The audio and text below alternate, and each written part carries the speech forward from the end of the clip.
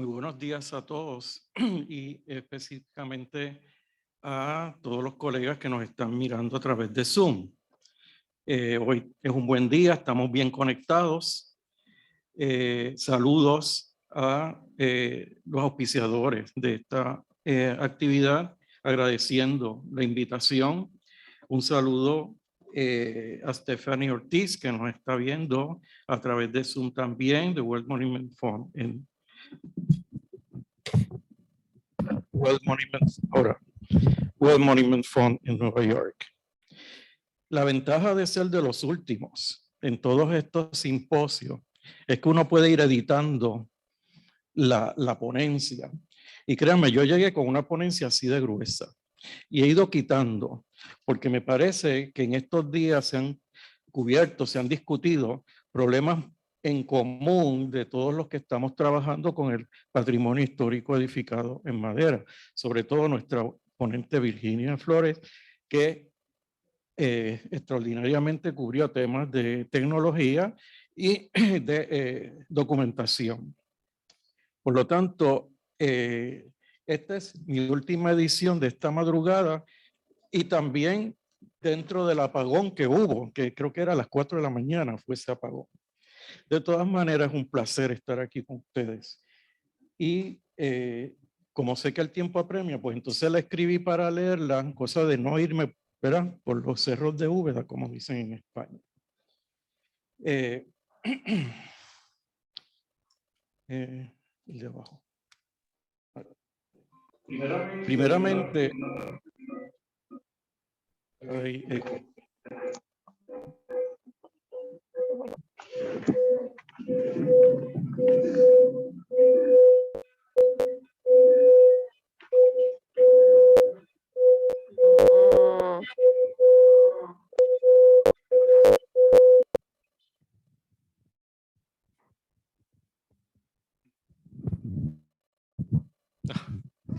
toque mágico. Primeramente, les quiero admitir que escribir una ponencia sobre arquitectura moderna en Puerto Rico ha sido de los mayores retos en mi vida. El tema que nos ocupa y nos reúne en esta semana es retante en tanto en cuanto a hablar sobre la arquitectura en madera en Puerto Rico, sea como tema de investigación, como objeto de interpretación, como patrimonio histórico edificado digno de ser conservado, es difícil, puesto que no ha sido reconocido ni protegido específicamente por la carencia de investigación, lo que no ha permitido un entendimiento de su valor, significado y pertinencia. Por lo tanto, esta corta ponencia la considero como una primicia, unos primeros atisbos públicos a este tema en representación del archipiélago de Puerto Rico. Así pues, esto será un relato como secuela a muchas décadas de insistencia por nuestra parte, dentro y fuera de grupos profesionales, académicos y gremiales, sobre la importancia de la conservación de nuestra arquitectura en madera, incluso de lo poco que nos queda. La madera como material primario de construcción se abandona en Puerto Rico a partir de 3 o 4 generaciones atrás. Las razones las expondré luego en la ponencia.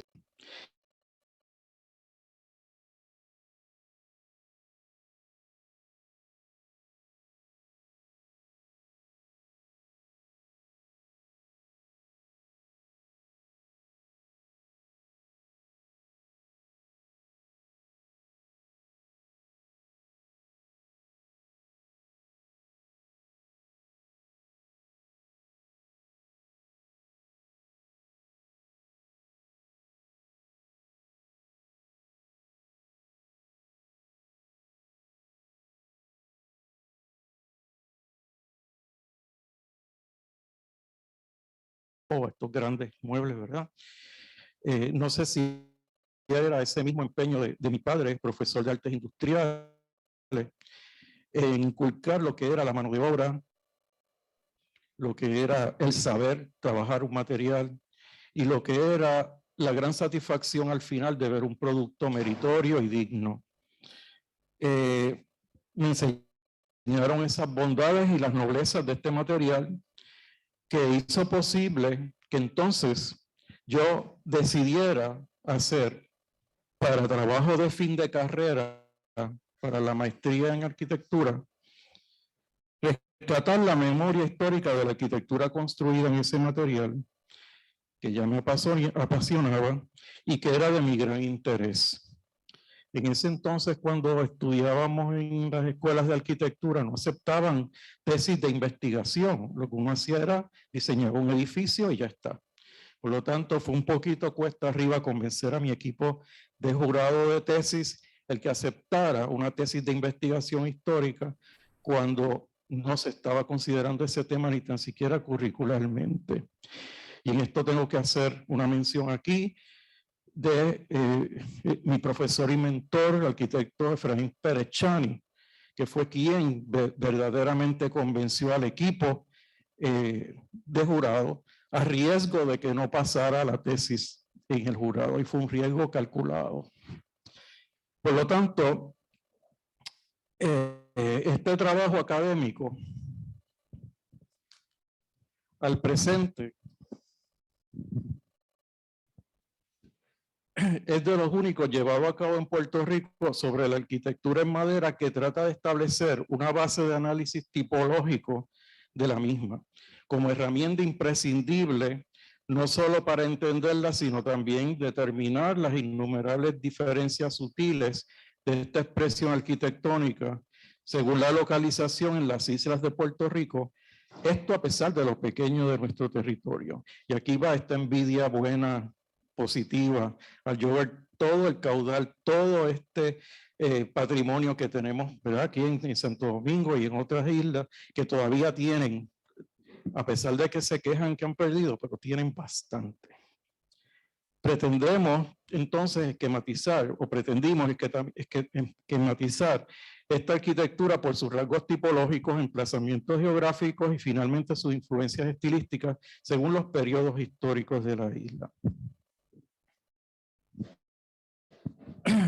Y también tratamos de hacer algo que sonaba rarísimo, que era cómo conectaba los edificios ancestrales de nuestros indígenas con esa tradición eventualmente de la arquitectura en madera que tenemos en nuestros pueblos. O sea, no había esa conexión. Y a través de las crónicas, a través de las descriptivas de proyectos de arqueología, sabemos, ¿verdad?, cómo se armaban, cómo había, y además hay lugares que todavía tienen esa tecnología, ¿verdad? Así que aquí estos son básicamente, ¿verdad?, unos esquemas que en ese momento desarrollé.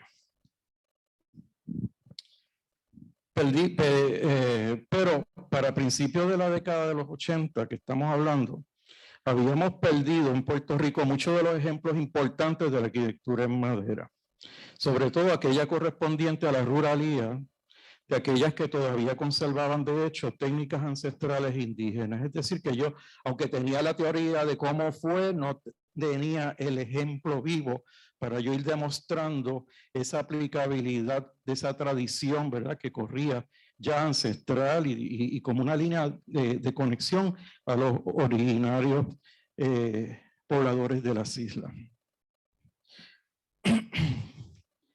Para llenar esos vacíos tipológicos, comenzamos a viajar a este increíble país que nos acoge en esta semana, la República Dominicana. En el proceso surgen grandes amistades personales y profesionales que aún hoy se mantienen y que fueron vitales para cumplir nuestra misión. Entre ellos, siempre en agradecimiento al arquitecto don Eugenio Pérez Montaz, al arquitecto Gustavo Morel, a Esteban Prieto, que en su momento también eran arquitectos que estaban hablando sobre este tema, que era tan extraño hablarlo en Puerto Rico.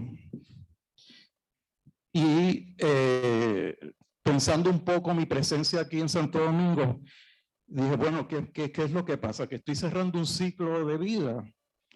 Pues yo espero que no, ¿verdad? Estos viajes y visitas a Santo Domingo, tanto en Santo Domingo como en Puerto Rico, y tengo aquí que decir, ¿verdad? El tema de los techos con la hoja de palma, ejemplos en Puerto Plata, etcétera, en Baní. Eso fueron muchos los ejemplos que yo absorbí para poder enlazar y rellenar esos huecos históricos que teníamos en Puerto Rico. Estos viajes y visitas, tanto en Santo Domingo como en Puerto Rico, confirmaban la necesidad y la importancia de organizar de cierta manera el estudio de esta arquitectura para ponerla en contexto histórico, técnico y físico, es decir, lo tangible, la creación visual de lo que era y es, de proporciones específicas, de altura, de adaptación al trópico. Sin embargo, luego de periodos extenuantes e intensos tras lo físico, de inventariar, de medir y fotografiar, quedaba sin atender el lado intangible. Los espacios, las luces y sombras, las vibraciones de los espacios, las energías ancestrales atrapadas tras puertas con calados o liberadas por haberlas ya perdido. Los amplios balcones, las galerías abiertas a jardines, el sonido al caminar sobre suelos de madera y suelos de losa hidráulica, el olor de las resinas centenarias. Las casas nuestras tienen un olor muy particular que se repite, y si uno entra en un plafón sabe si está habitado o no, ¿verdad? O sea que es un constante. Yo creo que nuestras casas de madera son un gran ecosistema que lo luchamos, ¿verdad? Las termitas,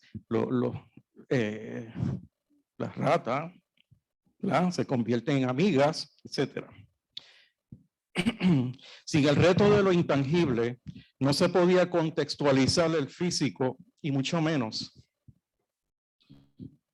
relacionarlo a la particular historia social, política y económica de Puerto Rico, que como experimento colonial moderno a partir de 1898 y que hoy continúa fresco y avasallante, como en sus inicios, marcaron las estrategias que impactaron la sociedad puertorriqueña en todos los ámbitos y dieron paso incluso a la pérdida del patrimonio construido en madera como resultado de los cambios de valores y puntos de referencias culturales. Cambios en las técnicas constructivas, cambios de percepción de lo que era progreso o retrógrado en el desarrollo de la arquitectura, la adopción de otros patrones de crecimiento, anglosajones en este caso, y finalmente con la posibilidad de producir el cemento Portland en las canteras del sur de Puerto Rico. Cambiaron tajantemente y en muy poco tiempo los paradigmas sociales y por ende el ambiente construido tanto en las urbes como en los campos. La supremacía del hormigón armado como símbolo de progreso, conseguido casi por decreto gubernamental, con las obras llevadas a cabo, ocasiona el abandono de la madera como material primario de construcción, que a pesar de ostentar preciosas e increíbles piezas de arquitectura en las zonas de Condado y Miramar, en las ciudades de Ponce, Guayama, San Germán y Mayagüez y otros, ocasionaron la sustitución rápida de las estructuras en madera por la arquitectura de influencias neoespañolas y de otra índole. Con unos cambios económicos de gran nivel a partir de la década de 1940 y sobre todo a partir de 1952, que se crea el Estado Libre Asociado de Puerto Rico, se propicia la formación y crecimiento de una pujante clase media. Además, se habilita, se le brinda y se construye una infraestructura cultural en Puerto Rico que no existía, como don Pablo Casals, la Sinfónica, ¿verdad? Don Ricardo Alegría, que es la foto primera a la izquierda, con el Instituto de Cultura Puertorriqueña, gran defensor de nuestro ámbito cultural, y también, paralelo a eso, políticamente, el diálogo entre Puerto Rico y Washington. Para ello, para este crecimiento pujante de clase media, era necesaria la construcción de viviendas masivamente y es donde finalmente la arquitectura especulativa de las urbanizaciones en hormigón armado es adoptado como la nueva manera de vivir, el progreso y la seguridad. La madera como material de construcción entonces se relega a los barrios marginales de bajo nivel económico, desarrollándose un estigma profundo sobre la apreciación del material como símbolo de atraso y pobreza, donde las grandes movilizaciones de personas de los campos a la ciudad establecen los grandes arrabales periféricos a partir de los años 30, por ejemplo, en la ciudad de San Juan. Pero además, la banca coordina con los desarrolladores urbanos solamente para financiar estructuras en hormigón y no de madera en Puerto Rico, y no existían entonces seguro tampoco para que las cubrieran en todo caso, aún hasta en nuestros días. Y quiero hacer este comentario porque en Puerto Rico, que estamos bajo el mismo sistema norteamericano, no se permite, la madera no es financiable, pero lo es en Santa Cruz y lo es en otras islas. Así que vamos a ver cómo es esto. Por todo lo anterior, siempre me he involucrado en salvar y restaurar algún patrimonio arquitectónico en madera. Siento que estoy rescatando a un sobreviviente, casi un héroe, que contra todas las predicciones se encuentran en pie de lucha y nuevamente nos recuerda un poco de lo que éramos. El patrimonio histórico edificado en madera en Puerto Rico que existe actualmente es frágil y aún más luego del embate de los huracanes Irma y María, que fue categoría 5 y estuvo 14 horas sobre la isla en el 2017. Luego, como si no nos faltara algún tema en el cóctel, los sismos en la zona suroeste en Puerto Rico en el 2019, que acrecentaron daños en el patrimonio, aunque, como se menciona, las casas en madera pudieron sobrevivirlo bastante bien.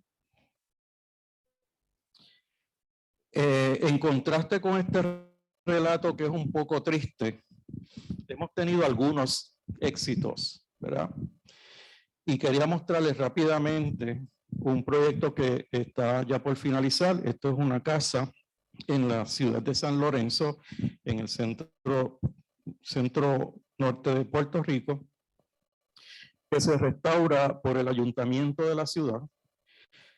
Y aquí hago la salvedad de que en todos mis proyectos yo entreno a la gente que hacen los proyectos que yo hago. O sea, no van a subasta necesariamente, sino que buscamos las personas del lugar para entrenarlos, porque ellos son luego los que van a mantenerlo. Y en este caso, cuando hablamos de propiedades gubernamentales, todos sabemos que hay el dinero para restaurarlo, para el cóctel de apertura y se acabó. No hay para mantenimiento. Por lo tanto, en este caso, el equipo de trabajo era de los mismos empleados de obras públicas del ayuntamiento. Y se les pagaba un poco más porque ya eran profesionales de la restauración. Como ocurre en estos proyectos, cuando ustedes ven estas casas un poco deterioradas, y lo insinuó Virginia, se ven peor de cómo están. Y uno no puede distraerse de lo que ve en sí. Uno tiene que leerlo, uno tiene que leer ese esqueleto, cómo está ese esqueleto, cómo está esa estructura. Porque lo demás son recubrimientos, son tablas que se quitan, que se ponen.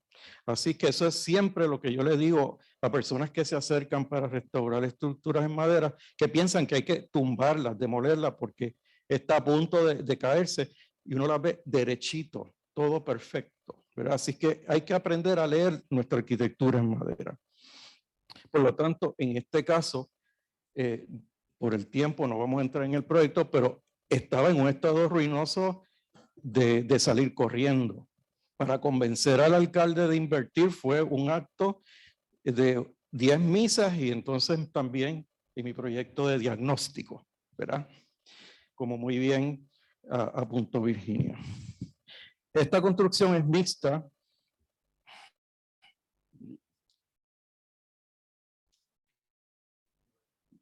Pero Esta construcción es mixta, tiene un primer nivel en mampostería de ladrillo y la segunda planta es toda en madera. Y aquí hay un dato curioso porque los bandos de policía y buen gobierno bajo la colonia española prohibía madera en los centros urbanos en Puerto Rico. Y las personas lo que hacían era que elevaban el primer nivel, construían un perímetro en ladrillo y luego el segundo nivel, luego ya con la venida de material industrial, cubrían en metales las paredes de madera. Eso era típicamente, cuando uno miraba la casa, parecía que todo era en mampostería, pero realmente era mixto. Así que vamos a encontrar este tipo de situación mucho en los centros urbanos y esta queda justo frente a la plaza principal de la ciudad. Así que también era un caso estudio de cómo es esto que ha podido sobrevivir todo esto. De hecho, esta casona tiene un valor adicional al milagrosamente sobrevivir la cubierta de tejas de barro de 1883. Nuevamente debo mencionar que las reproducciones de las tejas nuevas para reparar, no sustituir, reparar el tejado, se realizaron en Santo Domingo, con la misma técnica, los mismos tamaños y dimensiones. Sabemos que los materiales tradicionales tienen dimensiones diferentes, uno del otro incluso, no son industriales. Uno no va a ir a la ferretería a comprar unas tejas para reparar una casa como esa. Por lo tanto, no solamente las tejas, sino las losas hidráulicas que usamos en los interiores copiaban pedazos que encontramos de las losas hidráulicas originales que encontramos en varios niveles de suelo que habían. Y entonces aquí no me quería ir sin presentarle muy rápidamente este proyecto en el cual estuve involucrado por muchos años cuando era profesor de la Facultad de Arquitectura de la Universidad de Puerto Rico, tratando de que se llevara a cabo un seminario, por lo menos empezar con un seminario sobre arquitectura tradicional en madera y luego técnicas de restauración. No solamente lo teórico, académico, histórico, sino cómo manejar el material en estas edificaciones. Y en eso, mi mentor, nuevamente el arquitecto Efraín Pérez Chani, siendo decano de la facultad, convence a la universidad de adquirir la propiedad de esta persona que está aquí, que es el arquitecto Henry Klum. El arquitecto Klum es un alemán, arquitecto que llega a Taliesin, se entrena con Frank Lloyd Wright, incluso llegó a ser segundo en mando en los talleres de Frank Lloyd Wright. Así que él llega a Puerto Rico, Henry Klum. Y para dar un detalle, el arquitecto Pérez Chani, que tenía un entrenamiento de arquitecto totalmente moderno, trabajó con Le Corbusier. O sea, que él venía con el tema de la arquitectura internacional. Sin embargo, llega a Puerto Rico, panameño de origen, y rápidamente adopta ese ímpetu de salvar el patrimonio histórico edificado. Funda una revista, ¿verdad? Y son personas que todavía no los hemos puesto en el lugar que se merecen, por lo menos en Puerto Rico. Y fundador de Carimos. O sea, que yo aprovecho esto siempre para las pullitas, como decimos en Puerto Rico, ¿verdad? Porque hay que traer estos temas nuevamente porque nos estamos desligando de un pasado reciente muy importante. Si no, no estuviéramos aquí, o yo por lo menos no estuviera aquí hablando con ustedes. La tarea difícil de restaurar, de hacer algo con la casa de Henry Klum, y ya van a ver por qué les hago este cuentito. Era difícil dentro de la misma facultad de arquitectura, que era la custodia de la propiedad, ¿verdad? Y por 30 y pico de años nada pasaba. Por lo tanto, este tema es importante desde el punto de vista de nuestras escuelas de arquitectura. Estamos hablando mucho de educación, educación, educación. Está muy bien educar a las comunidades y demás, pero es que hay que, de verdad, educar a los profesionales, que a fin de cuentas últimamente toman las decisiones importantes. Considerado Henry Klum el padre de la arquitectura moderna tropical en Puerto Rico, Klum nos dejó grandes lecciones sobre lo que debía ser el diseñar en el trópico en el estilo modernista en hormigón. ¿Verdad? Estamos hablando de que el hormigón se convirtió en una intención política en los movimientos de rehabilitación económica de Puerto Rico en los años 50. El Caribe Hilton, toda una serie de obras impulsadas por lo que se llamó el Comité de Diseño del Gobierno de Puerto Rico. Henry Klum fue el responsable del nuevo recinto de Río Piedra de la Universidad de Puerto Rico, y todos son edificios que, como ustedes ven, abiertos al clima, ventilación cruzada. Ahora muchos tienen aire acondicionado. Originalmente todo era con ventilación cruzada.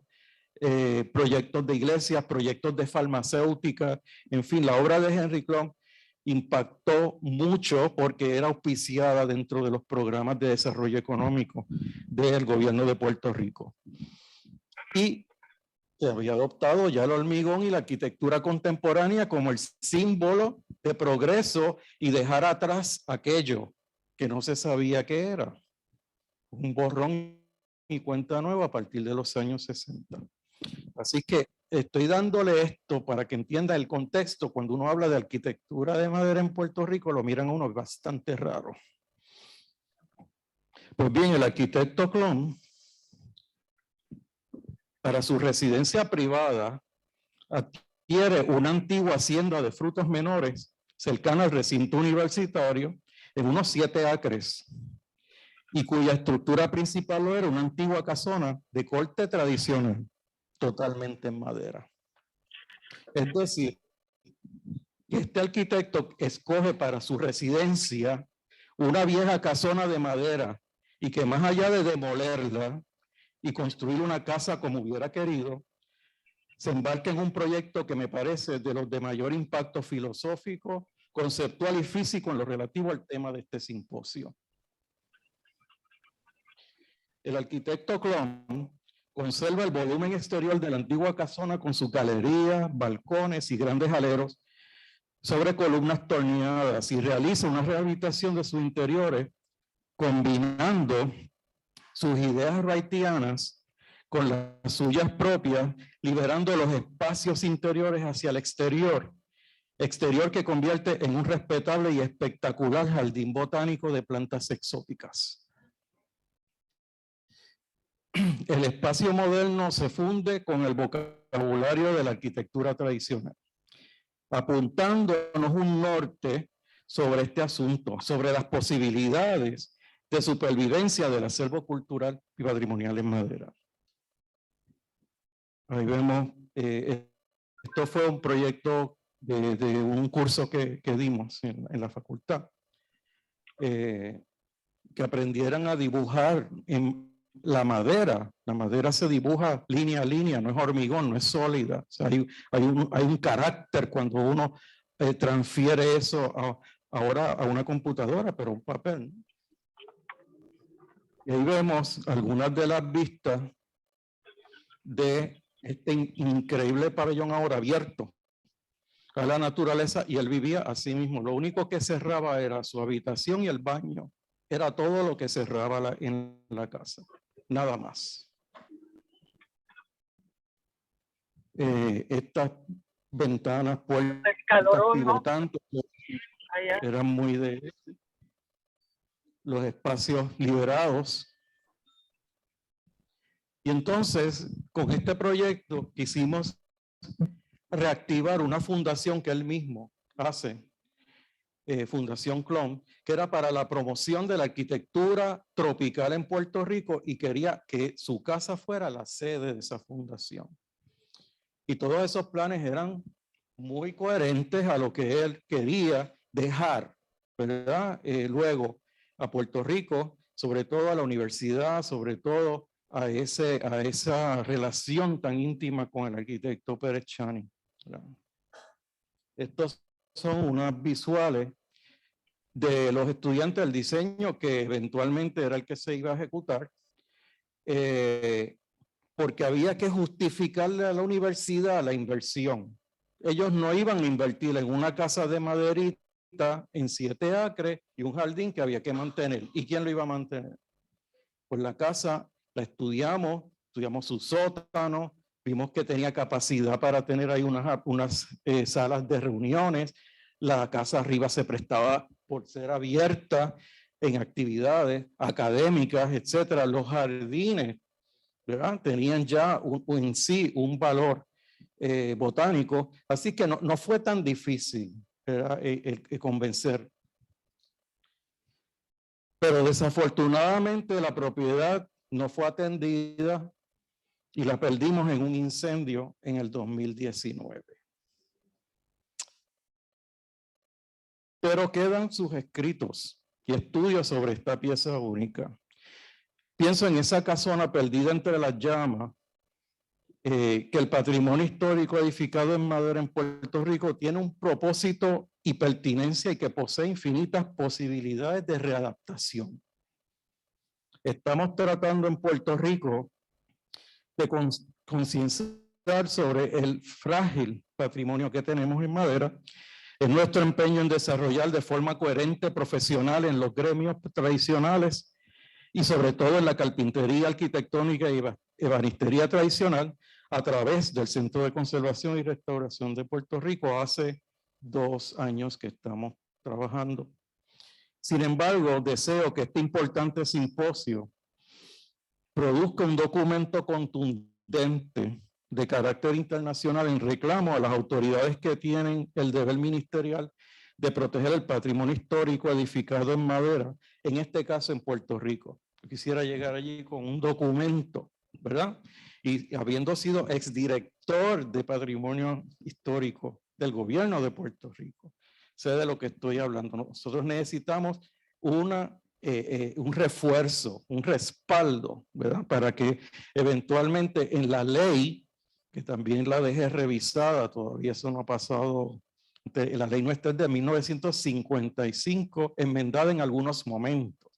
Y aquí hablaba el abogado los otros días, yo decía, bueno, la nuestra es del 55, ¿verdad? Pero don Ricardo Alegría, que funda el instituto, él personalmente era el que decía, eso va de rosa claro, aquello va de verde clarito, pero eso no es un plan de manejo ni de gobernanza de una ciudad como la tenemos tan complicadas ahora los centros históricos. Así que realmente queremos tener ese documento, ¿verdad? Y es un pedido parte de Puerto Rico para que se nos respalde en esto.